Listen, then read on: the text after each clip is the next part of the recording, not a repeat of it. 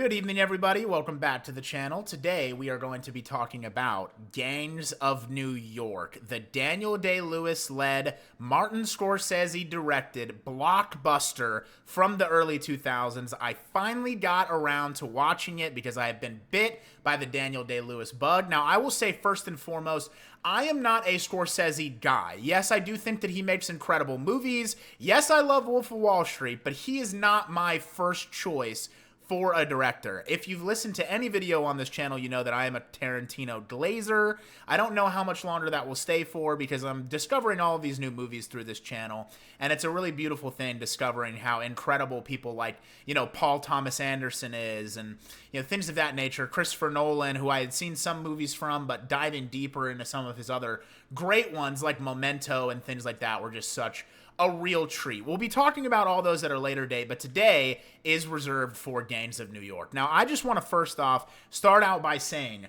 the set design and pacing of this film, really everything about this film, feels so Shakespearean.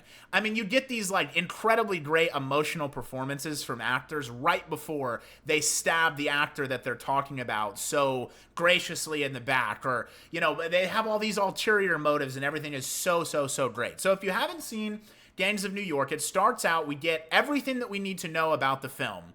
The film is set in a place called the Five Points in New York in the 1840s to the 1860s, when everything was still just so brutal living conditions. I know I say brutal a lot. I'm trying to look up synonyms, ladies and gentlemen. Please forgive me. I am a small-brained Neanderthal. In the 5 Points, it's old-timey living. At one point, Daniel Day-Lewis's character says, I'm 47 years old. You know how I lived to be this long? I lived to be this old? It's like this dude being 47 is like the equivalent of somebody being 90 in this day and age, especially when his character is who he is. So we immediately get the intro of Liam Neeson playing Priest Vallon, who is the most important person on the side of the Irish, going up against, with his gang, Dead Rabbits, going up against the so-called natives. These are the people that are third-generation immigrants that live in New York that are very upset with the new wave of immigration that's coming in via the Irish. Even though a lot of their ancestors actually hail from Irish times, but that's neither here nor there. We're not going to get into the actual history of this film. Bill the Butcher is based off of a real guy. Martin Scorsese says that it is sort of a faction kind of movie. He blends fiction and fact, and so that's really what it is. So the natives are run by a man called Bill the Butcher, who's played by our very own Daniel Day-Lewis in an incredible and stunning performance. Now, I've seen some people say that Bill the Butcher is, that Daniel Day-Lewis plays Bill the Butcher, and he's a better character. It's better than Mr. Daniel Plainview in There Will Be Blood. I just want to say, Bill the Butcher is an incredibly complex and deep character. He is beautifully flushed out on the screen, and Daniel Day he's unrecognizable as he always is. Yes, all of those things are true, but you are smoking crack out of an apple if you think that Daniel Day-Lewis playing Mr. Plainview was not better than him playing Bill the Butcher. Bill the Butcher, amazing, like I said. Mr. Plainview, generational, okay? Absolutely generational. Now, I have not seen My Left Foot. I have not seen Lincoln, so I cannot say that it's his best performance of all time, just the best that I have seen. And yes, I do speak very candidly about it because that is my new favorite movie. But this is not There Will Be Blood Part 2. This is Gangs of New York. So we see in our very first scene this epic battle, which kind of sets you up thinking, oh, this is going to be another Scorsese, kind of action, boom, boom, boom, right in your face, and it really isn't that. It really is so Shakespearean, and I'm going to say that a few times in this review because I have not watched a movie that feels more Shakespeare than this movie in probably my entire life. I don't know, maybe when I watched West Side Story when I was in high school or something like that. I mean, it's fantastic. So we set up with the Dead Rabbits being completely obliterated by the natives, Bill the Butcher killing the leader of the Dead Rabbits being Leonardo DiCaprio's father, played by Liam Neeson. I wish we would have seen him for a little bit longer. He dies in the first 10 minutes. And Leo, his son, is of course completely distraught by this, but it's sort of just an everyday part of life where everybody is just kind of like, yep, he's dead now.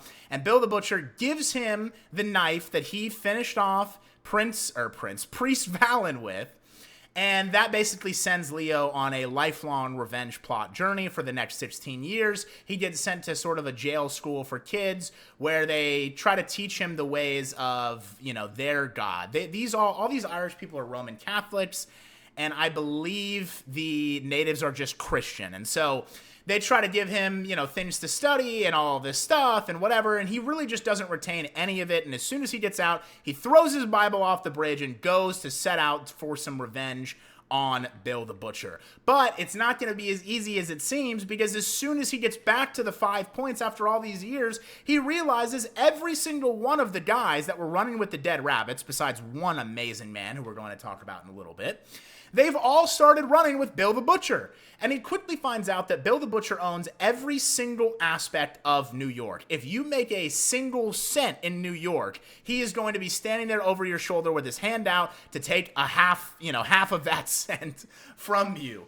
And so he realizes, oh man, all these Irish guys have gone soft, but we don't get to see him express his feelings, but you just know that this is how he feels, of course, because his father was murdered by this man right in front of him. And obviously, you can tell this is going to be a revenge plot. So what does Leo do? He's playing a kid called Amsterdam. I'm going to keep referring to him as Amsterdam now. It's so hard not to say Leo when talking about Leo. I don't know if you guys feel the same, but Amsterdam gets in close with Bill the Butcher in the exact same way. And Bill the Butcher doesn't know exactly why he takes a liking to Amsterdam, but it's because he's Priest Valen's son. And throughout this entire time that Amsterdam is getting close to Bill the Butcher, he realizes that he holds a very, very, very high respect for his dead father. He has a day of remembrance every year where they celebrate taking them down, but they also lift up the spirit of Prince Valen, and he says that he's the only good man that he ever killed, the only man that he killed that was worth remembering,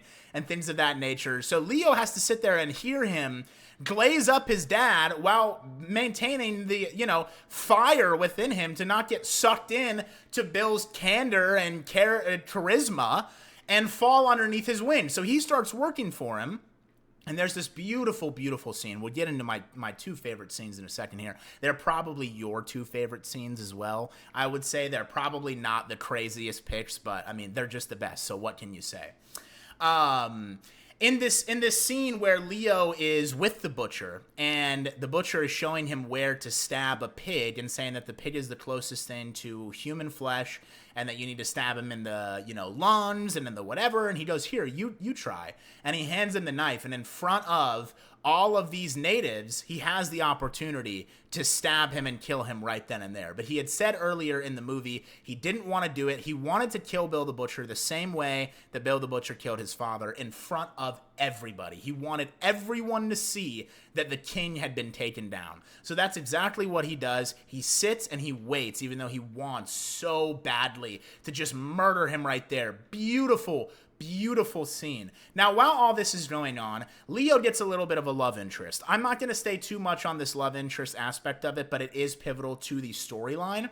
Played by Cameron Diaz. Both Leo and Cameron Diaz are so young in this movie. I think they're 25, 30 maybe. And you can just see that, fire in their eyes, the passion for wanting to be the best.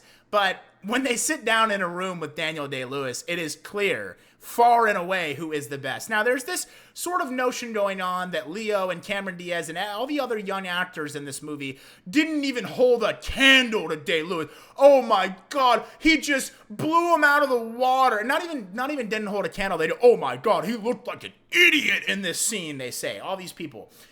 No, he did not. Leo did a great job of allowing Daniel Day-Lewis to flush out this character in the way that he wanted to. And specifically in the scene where he's having a whole monologue. Bill the Butcher is talking to Amsterdam, and he's basically telling him about everything that happened and why he killed the priest and what their issues were, and that they only were enemies because they didn't agree on religion and all of these things. And Leo's just allowing him to sit there and go through this monologue and people go, oh my God, Leo's not even acting here. He's just reacting to Daniel Day-Lewis. It's like, yes, he is, but he also, that's his job at that point, is to shut the fuck up, saying nothing. And the moment that Daniel Day-Lewis walks out of the room as Bill the Butcher, he starts crying. And that is beautiful. So their energy and their passion are crazy. I even heard Scorsese say about this film that they had to run one of their tapes like 20 times just to tire them out because they were so hyped up that they were rushing it. They were yapping like I am right now. Scorsese's like, dude, that's not the normal progression of a conversation, which is, again, another reason why this film feels so much bigger than just a movie. It feels like a performance. It feels like a theater show that you're going to see. But in this theater show, you have the best actors in the world all showing it off for you. And so I love that. I love the fiery young passion of Leo and Cameron Diaz in this. They have a whole back and forth. Leo's upset because she's the town whore, and she also goes and steals from a bunch of people. She's a pickpocket. You know, it's 1840. There's not a lot of there's not a lot of jobs for ladies back in the day besides prostitutes that are going to make them an honest living, okay, if they're single ladies. So that's what she's doing. Leo's on his Sigma arc, okay? He doesn't want anybody else to have touched this girl. He doesn't want anyone to even look in her direction. Daniel Day-Lewis is on his Chud era. He catches Leo or his Chad era. He catches Leo and Cameron Diaz in the bed together. Jenny and Amsterdam, I keep referring to them by their names, but I think it's easier if you haven't seen the movie too. He catches them in bed together, and Leo knows that Jenny and Bill the Butcher have slept together before. And he goes, oh, I'm sorry. I hope you don't mind us laying out tonight. And he's like, whatever floats your boat, my young friend. He just doesn't give a shit. He's like, hey, I fucked everybody in this entire city 150 times. We've all got AIDS, don't even worry about it. And so I think that that's like a very funny, like Leo's like this young kid with fire in his eyes, and he's on his way to proving his vengeance. And Bill the Butcher is kind of this very sure of himself madman who is so charismatic and so ruthless that he doesn't really care about what Leo is going through. He just knows that that's something that he went through when he was younger. So love that dynamic of Leo being a Sigma, trying to do his own thing and then continuously going back to Cameron Diaz. Shout out to that. So I thought that was very, very good. So now let's talk about the scenes that I thought were the best. So of course we have Leo comes back, he starts working with Bill the Butcher, and he decides that he is going to kill him on the night of the celebration of his father's death. In a very poetic, very Shakespearean way, he decides to tell him, or to throw a knife into his heart as soon as he's about to drink the first drink that will signify that the night has started and that, the celebration will commence. So he practices throwing a knife, but while he is doing all of this, because he finally got into the pants of Cameron Diaz, Jenny, he finally gets into the pants of Jenny, and, his boy, one of his only friends who, listen, this guy, Johnny, who plays his friend in this, he is such a little beta cuck loser, no looks matching, whatever you want to call him. He goes and rats him out just because Leo got the girl. And I think it's so funny because the way Leo gets Cameron Diaz is in an 1800s pop the balloon style game. I am not even joking when I say this. They fucking sit this girl down with a mirror, and she has to look in the mirror while they can't see her face and choose who she wants to dance with that evening. And she chooses Leo. It's so funny because it's so pop the balloon. If you guys have ever seen that, or, these stupid Jubilee dating shows, it felt just like that. And Johnny didn't get picked, and he felt all fucking sad about it. So what does he do? He's the only person that knows that Leo is actually the priest's son, that he's actually there to kill Bill the Butcher. Bill the Butcher just loves him, thinking that he's one of these, Irish guys that turned towards the native side because they had to survive. He doesn't really know that he's Valen's son. Well, Johnny is not having a good day. Johnny does not be good. So what does Johnny do? He goes, runs, rats him out, and then before Leo can even throw the knife, Bill the Butcher is ready for it. I mean, dude, it's ridiculous. So Leo throws the knife, and this leads to my favorite favorite scene in the whole film. I know that his monologue is great, and we talked about the monologue a little bit earlier, but when Leo throws the knife and it gets swatted away, Bill the Butcher counters with his own knife throw, just he's ready for it, and he gets him right in the stomach, and he gets to the point where he's just beating the dog shit out of him in front of everybody, and they're cheering Roman Coliseum style in this huge building. Take his legs! Take his liver! Take his heart! And somebody says, take his heart. And he goes, his heart?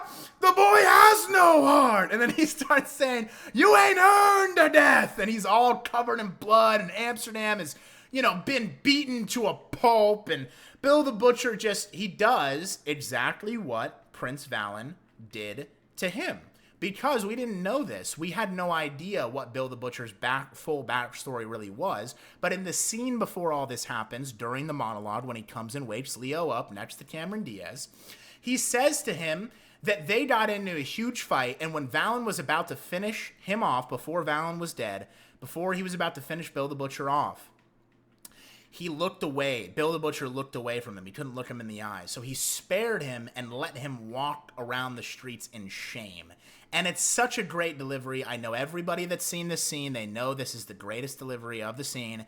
He's talking so slow and spaced out throughout the entire thing. And he goes, he let me live so I could walk around in shame. This was a great man. Like, the way that he says that, so good. And I know my accent for this character is not going to be there because it's so hard. Also, that was one of my only lowlights of the entire film. Leo's Irish accent just keeps going in and out. And it's just like, I don't really like it. I don't think that it's great. I think that they probably should have made him lose the accent when he went away to school and stuff like that. But regardless, it wasn't great. And Bill's is so difficult to get down. So I'm not even going to try to do it. But he basically says to him that he let him live, and so that's why Bill cut out his eye. That's why he has one glass eye, because he was such a fucking loser after the fact. He felt like such an asshole that he had to cut out his eye and send it to him. He says he would have fought him blind, but he couldn't do that. So he just cut out his eye, he sent it to him. And so after he says to Leo in that very next scene when he goes to try to kill him, he ain't earned a death, he'll walk around in shame. It's this beautiful irony of him doing the exact same thing that Valen did to him, because he respects him so much, he really wants to be like Valen. And so he allows Leo to walk around in shame. That's when Leo goes and makes his own version of the dead rabbits. They get brought back in.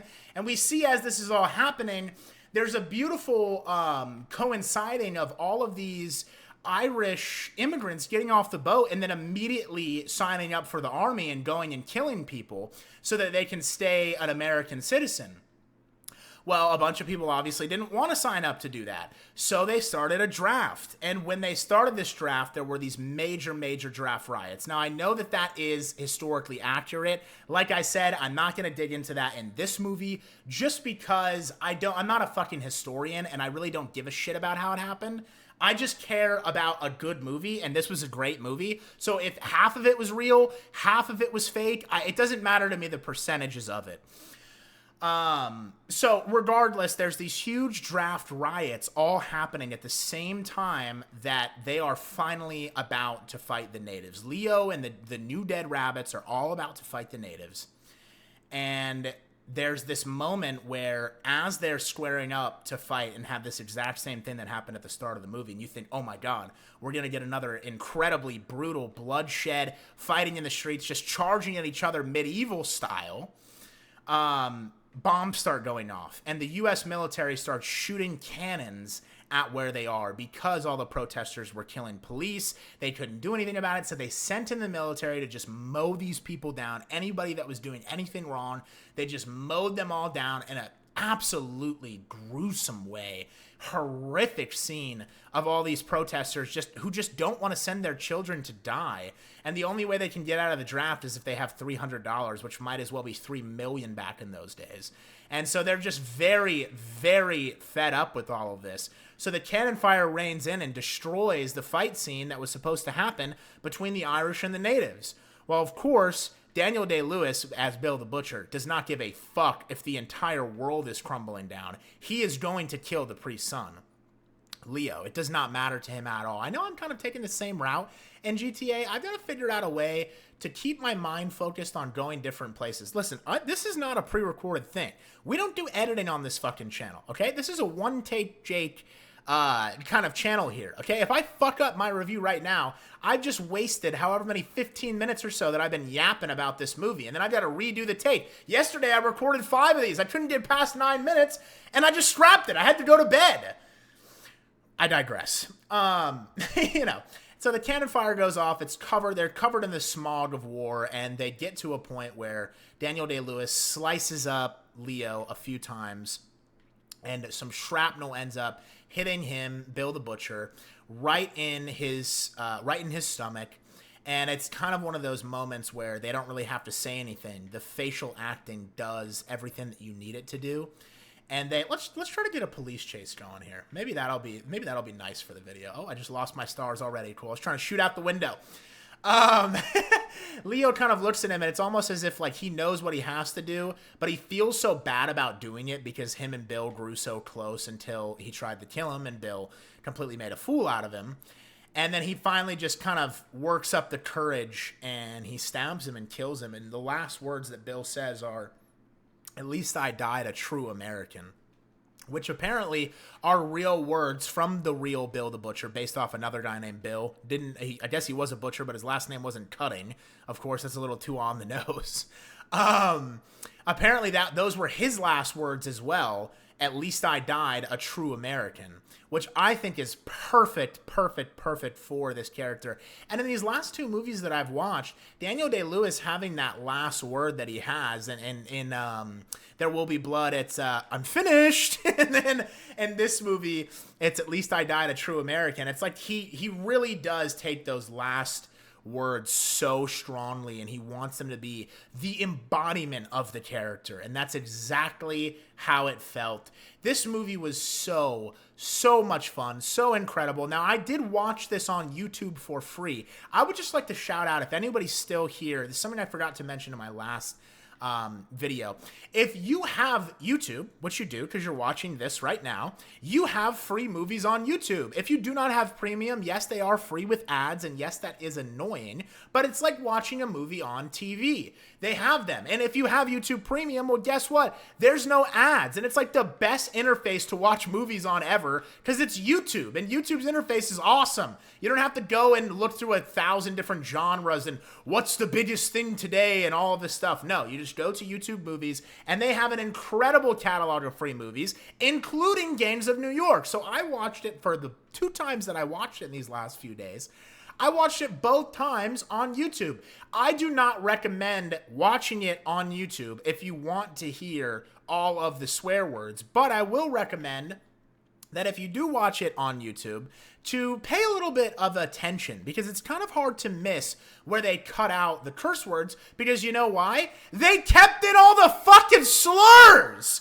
Every single slur that is in that movie is uncensored. Hard R's, Irish slurs, soft A's. They drop everything in this movie. And the only things that are censored are the swear words and the tits. How does that make any sense to anybody with a brain that has ever lived in the time of censorship? It doesn't. If you're going to censor them all, censor them all. But if I can hear hard R's, I should be able to hear fucks. Okay? It's just ridiculous. YouTube, thank you so much for giving us these incredible... I mean, if you just go look through the free movies on YouTube, they've got a better collection than almost any of these garbage streaming services right now. And you can always rent a movie on YouTube for $4 if it's not streaming on the 50 different streaming services that you have, which happens to me more often than not. Very, very good. But that was just a little bit of a pet peeve for mine.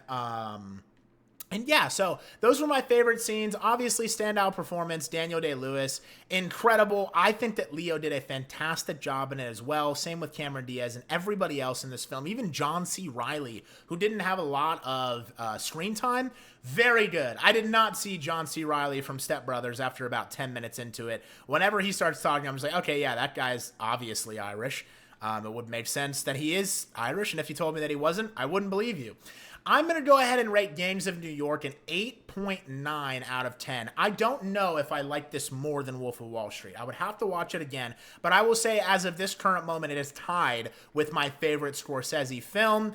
Very, very good, very long. So if you are going to watch this, just know you're in for a ride. It's about 2.5 hours total runtime. You're in for a ride, and it's going to feel like you're sitting in a Shakespeare play. But I think that really serves this movie great because there aren't a lot of scenes that you want to skip that you go, oh my God, this didn't need to be this long. Absolutely not. Very, very good. I dare to say a masterpiece. Thank you guys so much for watching this video. The reaction to the There Will Be Blood video has been phenomenal. I'm finally trying out this A/B testing thing with the title and thumbnail. And it's already at like my 4th most viewed YouTube video for movie reviews. So if you haven't seen that, go ahead and watch that. I can maybe try to add it after this video ends. I don't know. And if you like this channel, please subscribe and please like the video. I'm the only one that likes my fucking videos, okay? Unless they get like a bunch of views, then I get like 10 likes, like on the Squid Game one, which is the only one that got over 1,000 views. Please like the video, subscribe. I like to yap about phenomenal movies and shitty ones alike. So please, please, please consider contributing to the growth of this channel. Thank you, everybody. That was my review of Gangs of New York. And I really don't know what to say. You're going to have to see me pause this and then stop my recording on my other monitor because I don't know how to edit. All right. Thank you, everybody. Have a great day. Bye-bye.